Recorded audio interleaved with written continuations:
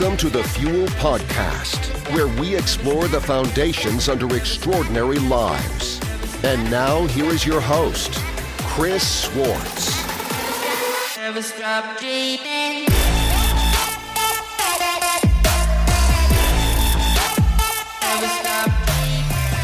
What's up, everybody? It's Chris Swartz, your host of Fuel, and I'm here today with our guest, Skye Michiels of Compass Real Estate. What's up, Skye? How's it going, Chris? So Skye comes to us with an extensive background in real estate, and he is previously the running the one of the largest real estate teams in Philadelphia, Real Estate with Heart, and just recent future, I guess, Skye has stepped away from that to move to the managing director of Compass here in Philadelphia. So we have Skye Michiels with us here today, and we're excited to dive into Fuel. What's going on, man? How's it going? Just to clarify a little bit, basically the Real Estate with Heart team and myself both, we all moved over to Compass.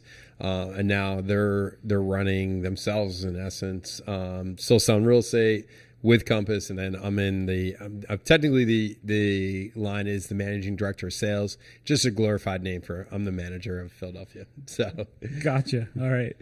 So, we're happy to be here with you today. I know you got a busy schedule, so appreciate you taking the time to join us and kind of just to lay a little bit of what we do here on Fuel. We take all of those big titles that we just talked about because Skye's got a lot of stuff going on, and we kind of put that on the shelf, and we just talk about you as an individual. And as we know here, FUEL is an acronym for Foundations Under Extraordinary Lives, and we're just talking with people that are really, doing some amazing things in their, whether it's their personal life, their business, and just seeing what their fuel is. What is the foundation that allows you to, kind of get up every day and Sure. and perform at a high level. And so it's a pretty casual conversation, and we can kind of go down whatever path we decide to go down here, and just really want to talk about, as our listeners are out there, something that you do or an experience that you might have had that kind of you use as your foundation and your fuel to get yourself through all the. I probably would go back into recent memory, March of 2018. One of my really dear friends and colleagues at the time, Jake Dreyfus, and I, prior to that date, both of us had, me especially, I was going through a divorce and, dealing with a lot of personal stuff. And, those moments where you're just totally off your game and you're off your game. It was like one of those reckonings where at the end of 2017 and into early 18, I was just off. I was fat. I was semi-depressed, like dealing with a bunch of personal stuff, like business was crazy. Things just were off. And Jake, one of my best friends, he basically started challenging me to get up earlier in the morning. And so I would go back into... I'm going to stop you right there. Yeah. So we'd say earlier in the morning. Let's just clarify for those that are listening. What time do you guys get up? Specifically 5 a.m. Okay, 5 a.m. is like when you guys got to be on, right? You're up before 5 a.m. So 5 a.m., and I'll get into the 5 a.m.ers overall, but basically 5 a.m. was the initial challenge that he laid out, and he would get up too. So it wasn't like I was just getting up on my own. Sure. Like he would text me, I would text him, hey, we're awake. And we started seeing success individually from doing this. So we sort of looked at ourselves and said, well, we want to be surrounded by extraordinary people as well. And what if we challenged other people to wake up at 5 a.m.? So we came up with a group of 10 people. We sent it out to the office, an email out to the office. Hey, for the next 2 months, we're running a small accountability group. We're going to call it the 5 a.m.ers. Who wants to join? So we had an initial group of 10 people sign up. And basically Monday, Wednesday, Friday, you had to respond to a Facebook post. And then Tuesdays and Thursdays, we actually had a Zoom video call at 5 a.m. Man. And we kept it to 15 minutes. And we would talk, about either the book we were reading, the goals we were trying to accomplish, struggles we were having, whatever it might be. There's different topics each morning. That foundation is sort of what's fueled me into now. And I wouldn't say waking up alone is like the key, but I do think winning your mornings is one of the keys to success. The world at 5 a.m., the world is really quiet. And when the world's quiet, it allows you to do things that, not to be corny, but to fuel your spirit, Sure. your mind, your body, whatever it might be. And when you do that before anyone else gets up, it sets the rest of your day in a direction that is, frankly, just awesome, and you're prepared for the day, as opposed to waking up at 6:30 or even just say 6 a.m. At 6 a.m., the world's starting to get up. Sure. Kids are starting to get up. Schools are awakening. People are starting to email. Texts are coming through. You're getting lunches ready, breakfast ready. You got to shower, right? All these things start to spiral. Ready to start the day. Correct. And that 5 to 6 a.m. hour is a really special hour. It's really just your time to do whatever it is that you want to do. So that can be anything, right? You maybe work out, maybe read a book, meditate, stretch, yoga, work. You could do emails at 5 a.m. Yeah, frankly, sure. Imagine how effective it is to do emails at 5 a.m. because no one's responding no back, one's right? Responding. Right. Yeah. So you might be waking some people up, Yeah, but sure. at the end of the day, you're just being really effective because you're not doing the classic sort of send, respond. You're sending, issue done. Yeah, type of thing. and that's one of the biggest things. You don't have that incoming information Correct. from so many areas: text, social media, email. Yeah. I was talking to a colleague of mine the other day, and I said, man, I remember 10 years ago in the business, 9 a.m. was start time, Yep. right? Now I have clients that text me at 6:30 in the morning. Yeah. I don't respond, Yeah. but they come in and people are, by 7, it's game time for sure. Sure. So that, that 5 a.m. may sound early, but it really, the day comes quick. So It does. and I think that's awesome to have that accountability piece. Yeah. I don't know how, like you said, how effective it would have been to get up at 5 a.m. on your own. Yep. Maybe for some people that works, but having that accountability built in is huge. And and that's another great piece is to I think a lot of people look at people that are achieving on a high level and they think, wow, they have it all figured out. It's so easy. But to hear you say just 2 years ago, you were kind of a mess, right? Yeah. Right? Let's be real. I'm still a mess. yeah. It's all relative. It's a relative mess, but yeah. But what a quick, first of all, a simple thing, right? Yeah. Who would have thought when Jake came to you and said, "Hey, let's get up at 5 a.m." Yep. that would be the catalyst to you, Yep. kind of changing your life. Yeah, definitely. And I think it's the kind of thing where it's a continual change as well. And once again, joking around, I'm still a mess. Like, we're always a mess, Right. It's a matter of how you're creating things that make you happy at the end of the day. That's what it's really about. Like, how is your level of happiness? And I think the more that we are focused outside of ourselves, the less happy we are inside of ourselves. And the more we focus inside, the more happy we can become. And I think, to illustrate that, like, the cell phone is our best and worst enemy, right? It's our best friend and our worst enemy, all in the same zone, because the design of a cell phone it's designed to pull us into it, right? Right. You hear a ping, there's So chemical reactions Pavlov. in your brain that go off that say, I need to get back to this, or I want to see what it is, or, let me look on this video, whatever it might be. The more time you're interacting on your cell phone, typically it's imparting less happiness internally, and I think it's a real good call out that you got to make sure you're addressing yourself internally first and then externally second.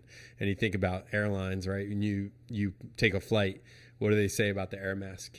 Right? Put yours Yourself on first. first. Yep. And in life, especially the hecticness that all of us are in now, we rarely put ourselves first. And I'm not saying put yourself first in the sense that you go out and you buy yourself a Porsche. I'm saying put yourself first in the sense that we all know we should work out, but we don't do it. Right. Why? Because of the fact that external world is pulling us away from Right. it. You're busy, or you don't Correct. have time, or You got it. You have to So make that time for You got to yourself. dedicate it. And frankly, for me, it's very challenging from 7:30 to 7:30 to work out. Do you know what I mean? So what my options are, early morning or late at night. And I know late at night I'm exhausted and, kids and all this stuff. So for me, early mornings is where it sort of all gravitates into that. If I take care of myself first thing in the morning, I can take care of other people so much better throughout the course of the day and into the evening. Wow. Yeah, that's a great distinction. Take care of yourself first, and then you're better equipped to take care of others throughout the day. Mm-hmm. And kind of to segue into that, you did something pretty awesome about, a little over 2 months ago or so with so talking about that physical piece and training, tell us what you did there. So actually, it started about a year ago. Jake Dreyfus, again, as you can see, all right, Jake. He's involved in a lot of things in my life. He wanted to do a real long bike ride. So there's the AIDS. It was called the AIDS Life Cycle. It's a fundraiser. It's been going on for probably about 30 years in California. They ride from San Francisco to LA over the course of 7 days, 545 miles. Now, I've ridden a bike before, but I've never owned a road bike. Now, my sister, who is also one of my, sort of mentors and confidants and, just amazing person to be around and part of my inspiration, she rode a bike all the time. Like, she's a big biker. And so Jake was like, let's do this. So I asked Liza if she was going to do it. So the three of us were going to do it. We started training. I went out and bought a bike. Step one, when you want to ride 534 miles, probably need a bike. Buy a bike. We started training, and then fortunately / unfortunately, Jake got an amazing opportunity to move to Denver. So the week of the ride was the week he was moving, so he had to bail out. So it was just my sister and I. In addition, we had to raise $3,000 to help fund AIDS research and preventative medication for underprivileged people. And that was another sort of underlying factor. We ended up raising $11,000, which was awesome. Nice. But awesome. Over the course of 1 week, we rode 545 miles from San Francisco down, along the coast, inland, through the mountains of California, and then back to the coast. And it was one of the more amazing experiences of my life, just because every single day you'd wake up and you had a single purpose of being on a bike. Yeah. And it was incredible, let alone like the beauty of California and spending that time. One of the things I didn't realize when I signed up for the ride was obviously the AIDS life cycle in California is a very big, the vast majority of the people were gay. And I didn't, as a straight man, I didn't have as much context of the impact that HIV had within the community, not let alone the straight community, but the world, right? So it was a real reminder of how much of an impact that disease had. When I was growing up, in the late 80s, early 90s, like it was a big issue, like all over MTV, the news, stuff like that. And it, to my visibility, it faded, but for people who are in the gay community and the high risk communities, it's a ever present reality. Still very relevant. Correct.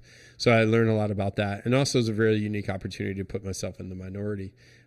We never, as a white heterosexual male, unfortunately, it's very rare to put yourself in a situation where you are in the minority. Right. And for this first time, I was in the minority, and it was amazing to see my reaction in that world where I really felt myself shrink. And I caught myself doing that, and I was like, wait a minute, like this is what people experience all the time. And it's, white privilege is a real thing where there's this privilege, and it really brought it home to me what people who face discrimination and racism and all these things that we sort of take for, or sometimes we're not. You're not as aware of it. It really brought it home to me to be ultra conscious and aware of that, and make sure that I put myself in other people's shoes as more often. So it was an amazing experience, and then chance to spend a week with my sister. Yeah, I was following along, and it was awesome just to follow you guys throughout the journey. And I mean, wow, this is why I love doing this. This is why I love doing Fuel, because you just get to hear these stories, these kind of behind the scenes stories of, something where I mean, talk about stepping out of your comfort zone, right? Yeah. You didn't even own a bike. I mean, that's like, that's unbelievable. My longest training ride as well was only 45 miles. And, our typical days, average miles in a day was 85. We had 110 miles one day. So, it definitely was not the smart. I don't recommend that, but, I won't talk about all the ailments that you probably, the pains and areas that you didn't even know existed. The physical, I got through it and rode there's a term, I apologize for anyone that is offended, but EFM, every fucking mile. Yeah. So I rode every fucking mile of that. Nice. And it was awesome, man. So it was a really cool experience. And we, raised 11 grand. That was really cool on top of it. And it was awesome. So.